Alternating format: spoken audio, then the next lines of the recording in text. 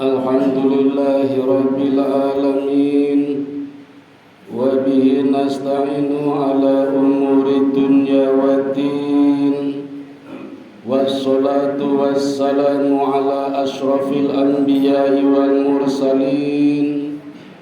Wa ala alihi wa sahbihi ajma'in. Amma ba'du. Ashhadu an la ilaha illallah wahdahu la syarika lah wa ashhadu anna Muhammadan abduhu wa rasuluhu la nabiyya ba'dah. Qala Allah ta'ala fil Qur'anil 'azim. A'udzu billahi minasy syaithanir rajim. Inna iddatas syuhuri indallahi 12 syahran fi kitabillah yauma khalaqas samawati wal arda minha arba'atun hurum.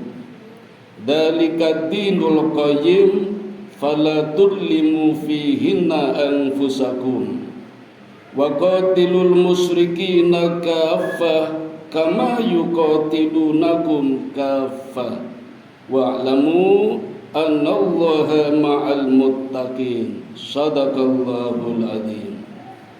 Faya ibadallah usikum wa nafsi bitaqwallah faqad fazal muttaqun. Ma'asyiral muslimin rahimakumullah.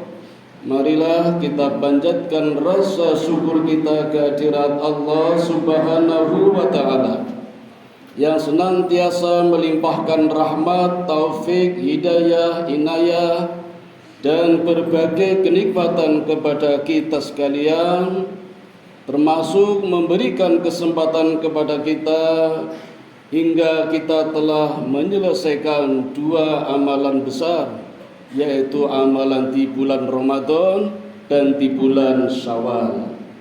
Dan saat ini kita sudah berada di bulan yang mulia juga, yaitu bulan Dzulqa'dah.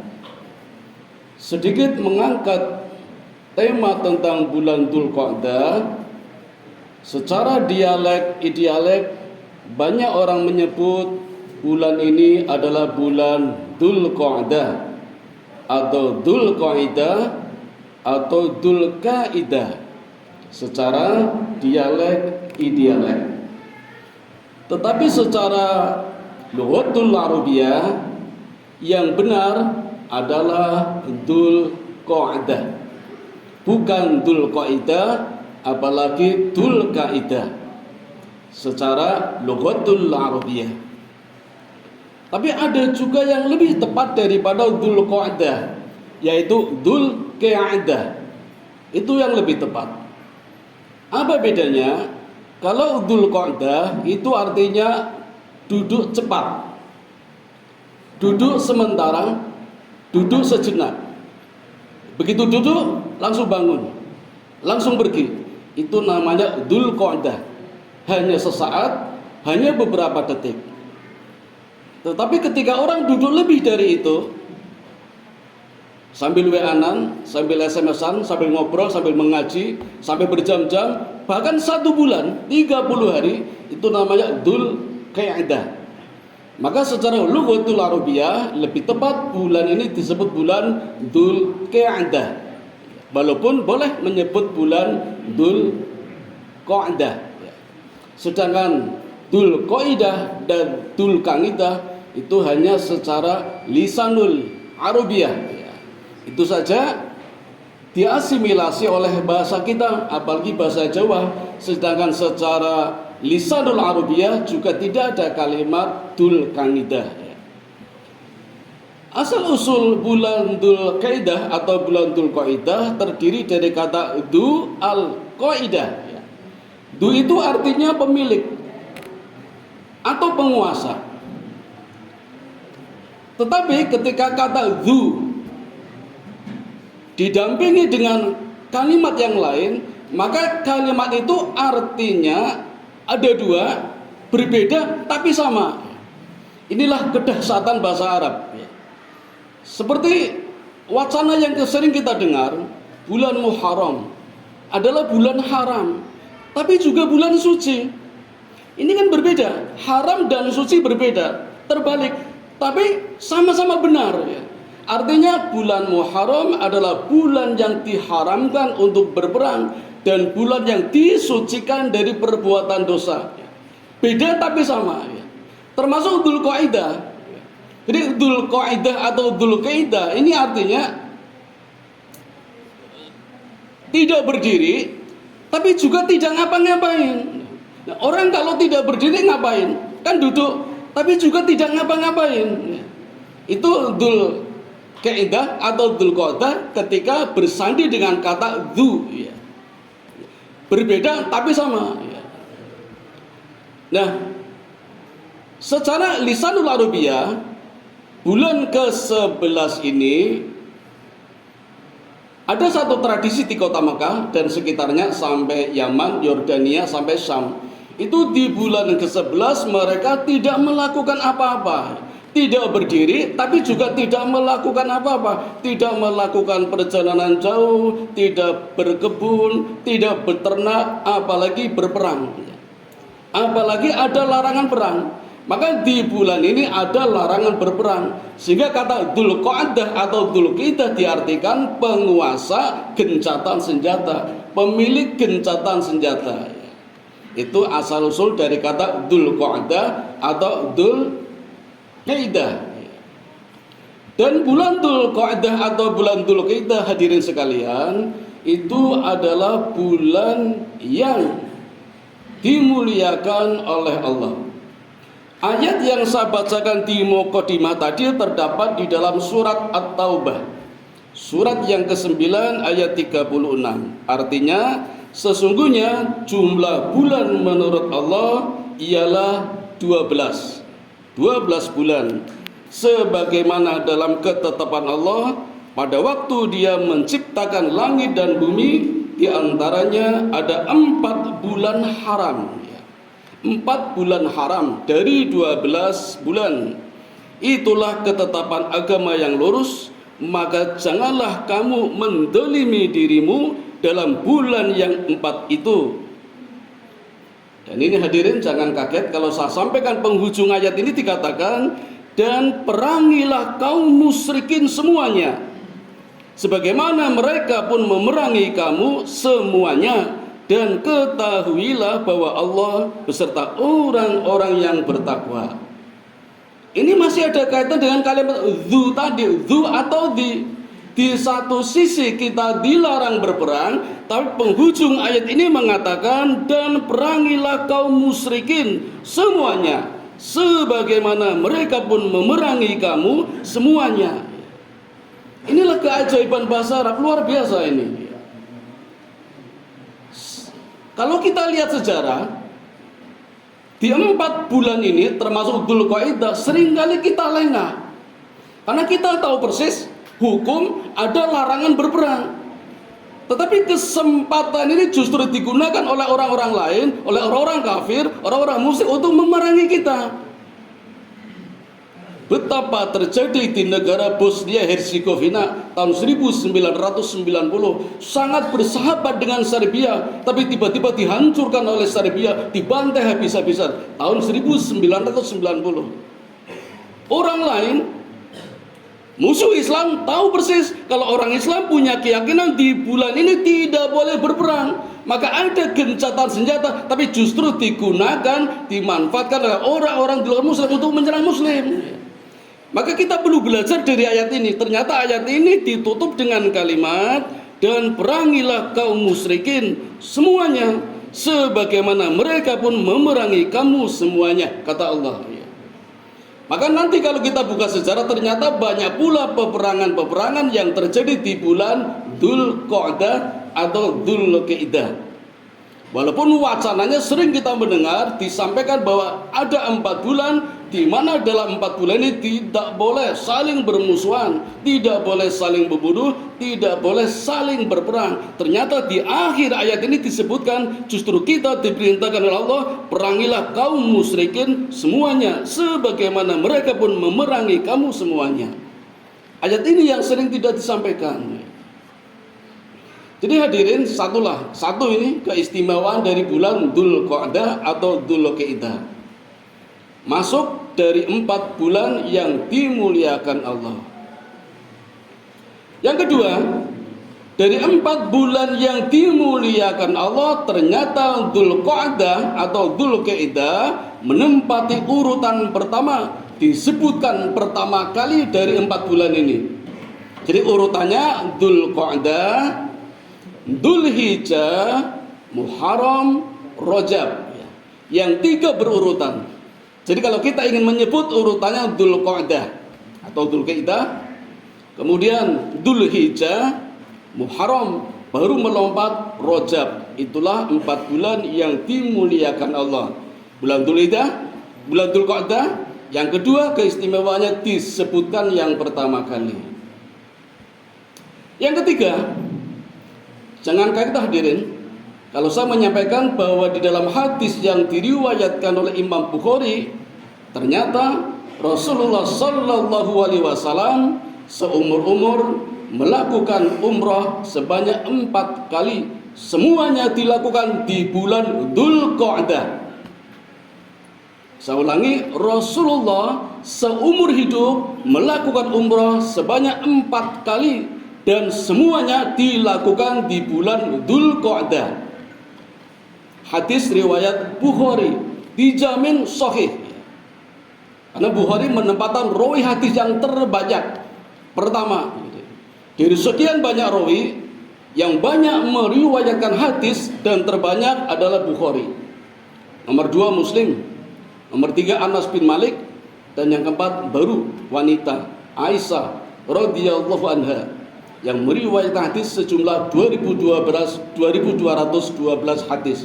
Bukhari lebih banyak dan dijamin sahih, tidak ada yang lemah, walaupun kadang tidak masuk akal. Contoh, ketika Musa mendekati waktu ajalnya, Allah perintahkan malaikat maut untuk mencabut nyawa Nabi Musa. Tapi ketika malaikat menghampiri Musa dan mengatakan, "Ya Musa, sudah tiba saat ajalmu." Lalu Musa menempeleng malaikat maut sampai keluar matanya. Kalau hadirin membaca hadis ini pasti tertawa. Betapa lucunya hadis ini. Tapi ini riwayat Bukhari, Muslim, Bukhari, sahih. Betul-betul Musa menampar malaikat sampai keluar matanya. Ini hadis sahih, walaupun tidak masuk akal.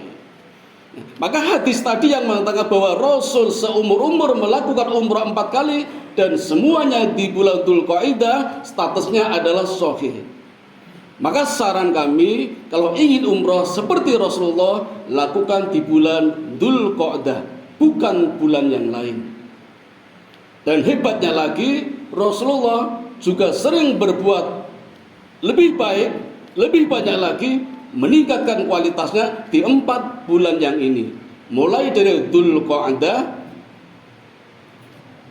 Dzulhijjah, kemudian Muharram dan Rajab. Bukan berarti bulan yang lain tidak penting, tapi Allah memberikan keistimewaan kepada bulan-bulan tertentu.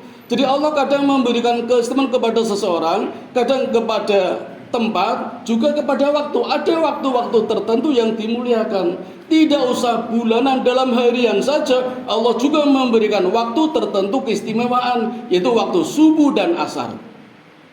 Kenapa subuh memiliki 2 nama, subuh dan fajar? Itulah keistimewaannya. Maka ada sholat subuh, tidak ada sholat siang, yang ada duhur. Asar itu juga istimewa, karena asar itu sendiri artinya waktu yang harus dimanfaatkan dengan sebaik-baiknya. Maka kalau sekarang kita memanfaatkan untuk khutbah, untuk menyimak, untuk sholat, ini sebenarnya waktu asar juga. Maka surat Al-Asr, wal asri, demi masa, demi waktu yang bermanfaat artinya. Kalau tidak rugi. Jadi Allah memberikan keistimewaan tidak hanya kepada tempat, tidak hanya kepada orang juga kepada waktu, termasuk nama-nama bulan ini. Berikutnya Rasul juga mengatakan di bulan Dzulqa'dah ini Allah melipatkan pahala kebaikan dan juga melipatkan dosa yang dibuat seseorang. Berbeda dengan bulan yang lain. Ini bukan pilihan, tapi ini juga bukan menakut-nakuti. Artinya Allah memberikan motivasi sebenarnya bagaimana agar di bulan Dzulqa'dah kita tinggalkan keburukan. Yang kita kejar adalah kebaikan. Karena Allah lipatkan minimal 10 kali, bahkan sampai 700 kali. Hampir sama dengan bulan Ramadan. Sehingga kalau ada keburukan yang dilipatkan pula dosanya, itu warning, hati-hati, agar yang kita kejar adalah kebaikannya dengan lipat-lipat yang luar biasa, kata Allah. Nabi pun juga mengatakan begitu. Dan satu lagi, amalan yang diutamakan ketika bulan Dzulqa'dah adalah amalan berupa wakaf. Hanya sedikit perbedaan antara wakaf, amal jariyah, infak, sodako, dan zakat. Kemarin di bulan Ramadan kita sudah berlatih melakukan zakat, baik fitrah maupun mal. Berlatih. Karena bulan Ramadan syahrut tarbiyah, bulan pendidikan, bulan diklat. Nah, yang justru terpenting adalah sekarang. Bagaimana kita berbagi kepada sesama setelah bulan Ramadan. Aplikasinya sekarang. Kemarin baru latihan. Kalau kemarin banyak orang berlomba-lomba sedekah, baru latihan. Nah, prakteknya sekarang 11 bulan ke depan, sedekah, share, berbagi. Nah, cuma sedekah itu sangat mudah sekali karena bentuknya tidak harus harta. Tabassumuka wij'ahika laka sodako. Senyum kepada temanmu sodako. Sangat mudah sekali sodako. Sampai Nabi pun mengatakan, wahai sahabatku, diwajibkan atasmu sedekah sehari sebanyak 360 kali. Sahabat bertanya, ya Rasul, bagaimana mungkin sehari sedekah 360 kali? Kata Nabi, lakukan sholat duha. Sedekahlah kamu kepada sendi-sendi badanmu, tubuhmu. Ada 360 sendi. Maka ketika orang sholat duha, sama saja sedekah 360 kali. Ternyata sangat mudah. Yang agak sulit adalah wakaf. Kalau bahasa pembelajaran dahulu untuk memudahkan saja, wakaf kalau dalam ilmu tajwid namanya wakaf, berhenti. Ada satu amalan yang diwujudkan dalam bentuk barang atau bangunan, gedung, masjid, perpustakaan, poliklinik, WC umum, bentuknya seperti itu umumnya. Sekarang ada fenomena baru, wakaf tunai. Boleh-boleh saja, tapi dikumpulkan dulu, setelah itu baru diwujudkan. Sekarang ada lagi wakaf Quran, boleh-boleh saja. Wakaf abadi. Apa bedanya dengan amal jariyah? Ini memudahkan pembelajaran saja dari kata jariyah, jari. Artinya amal yang bermanfaat, memberikan manfaat kepada orang lain dan bentuknya bukan bangunan. Sekarang sudah banyak, tinggal pilih mau yang mana. Fasilitas masjid, kulkas juga boleh. Ada kulkas. Terlalu besar, bolehlah. Dispenser misalnya, terlalu besar, galon dan isinya masih mahal, galon sajalah, nanti isi ulang. Masih besar, terlalu berat, oke lah, cupnya. Bisa itu sedekah, amal jariyah, amal jariyah seperti itu. Yang siapapun orang yang mampir kemudian memanfaatkannya, maka orang yang beramal jariyah pahalanya mengalir. Ada satu masjid di Yogyakarta ini sempat mengeluh karena infaknya setiap Jumat hanya 500.000. Cobalah pasang AC. Ternyata setelah pasang AC, ternyata luar biasa, infaknya meningkat menjadi 2 kali, menjadi 1 juta. Kenapa bisa? Ternyata dengan adanya AC banyak orang mampir, banyak orang istirahat, sejuk. Dan mereka mesti secara psikologis tidak mungkin ini pasti infak. Masa tidak infak? Di SPBU saja 2.000, apalagi di masjid. Jadi ternyata meningkat dengan menambah fasilitas. Ini peluang untuk melakukan amal jariyah. Nah, itulah bedanya sedikit antara wakaf, amal jariyah, sodako, zakat, dan satu lagi yang berat adalah infak. Itu yang terberat ya. Karena ayatnya di dalam Quran surat Al-Imran 133, alladzina yunfikuna fis-sarra'i wad-dharra.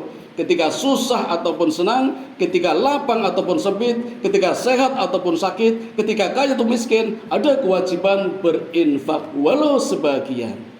Nah, demikian hadirin beberapa keistimewaan bulan Dzulqa'dah atau bulan Dzulqa'dah menurut Rasulullah yang dapat kita lakukan untuk meraih pahala yang berlipat-lipat. Mudah-mudahan kita dapat melakukannya. Amin ya rabbal alamin. Wa qur rabbirfir warham wa anta khairur rahimin.